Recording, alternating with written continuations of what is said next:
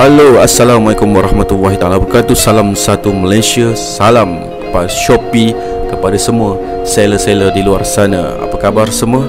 Okey, untuk video kali ini, apa yang aku nak tunjukkan, apa yang aku nak buat, apa yang aku nak terangkan adalah berkenaan dengan AWB, iaitu A-Will Bill. AWB ni iaitu bill yang perlu kita print out, okey, untuk kita attachkan dengan dekat parcel kita untuk kita buat pengepusan.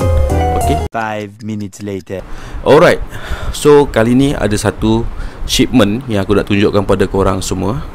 Okay. Macam mana cara untuk kita buat print AWB tu. Okay. Macam mana kita nak dapatkan nombor tracking. So apa benda yang kita perlu lakukan adalah first kali, seperti biasa kita sebagai seller, kita sentiasa dekat dengan seller center, kan? Seller center dekat di hati. Jadi kita tekan kat seller center. Okey, maksudnya kita dah dapat notifikasi, kita dah dapat email yang mengatakan ada orang sudah membeli kat kedai kita. Okey, jadi notifikasi tu kita dah buka dan kita dapat mengetahui ada customer. Jadi kita perlu untuk tahu lebih detail, kita tekan seller center. Okey, lepas kita dah klik seller center, kita boleh pergi kepada my shipment. Okey, my shipment. Okey, alright.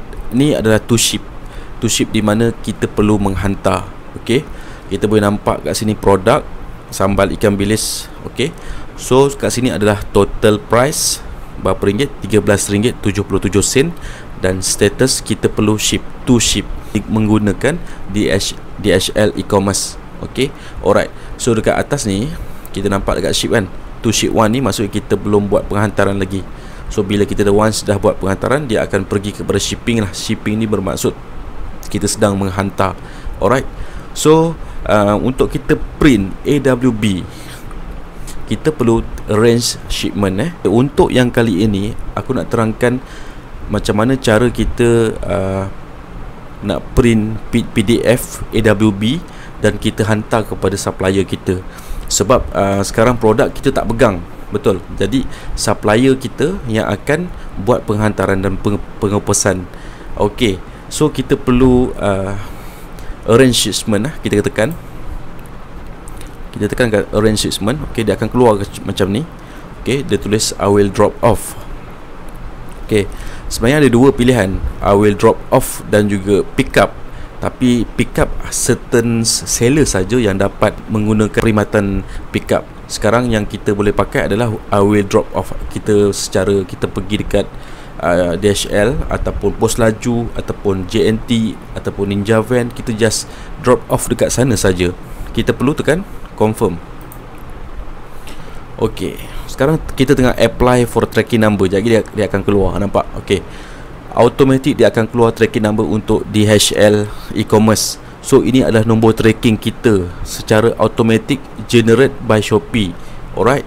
So benda apa yang kita perlu lakukan bila kita once dah generate nombor tracking, dia akan keluar instruction macam ni. Pertama, kita print out the AWB dan attach the AWB tu dekat parcel seperti yang aku cakap tadi.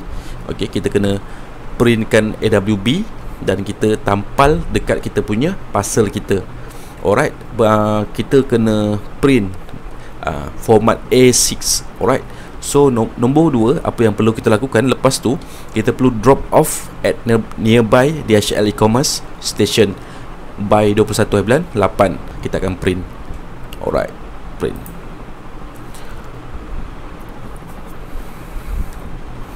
Alright, dia akan keluar bentuk macam ni. Okey, ini bentuk A6 lah. A6 di mana maksudnya 1/4. Okey, kalau kita print, okey, kita boleh print sebenarnya menggunakan kertas A4.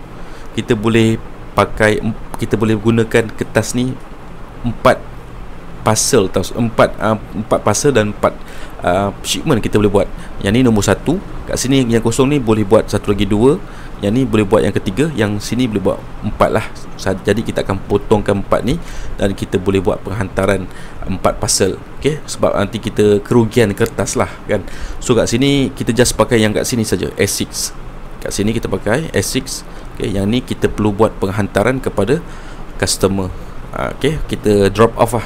Okay, so caranya kita adalah tekan print. Alright geng, so kat sini kalau korang perhatikan kat sini, kalau korang perhatikan sini, dia tulis DHL e-commerce, DHL Shopee lah.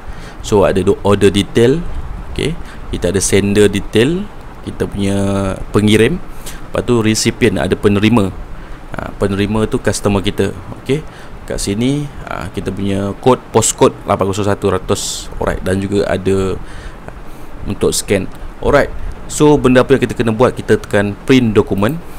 Okay, kita print. Setelah kita print dokumen, kita akan keluar destination, print dekat printer kita yang nama apa. Macam aku pakai HP, jadi dia aku akan klik kat HP ni lah, 2130 series. Page all, copy satu, color kalau nak color, kalau tak nak black and white je. Okay, memang kan. So more setting, kita tekan more setting ni. Apa yang kita kena buat adalah kita kena paper size, kita kena tukar kepada A6. Ni A6. Alright, dia akan keluar macam ni, A6. Alright, bila kita dah keluar A6 macam ni, kita pun tekan print.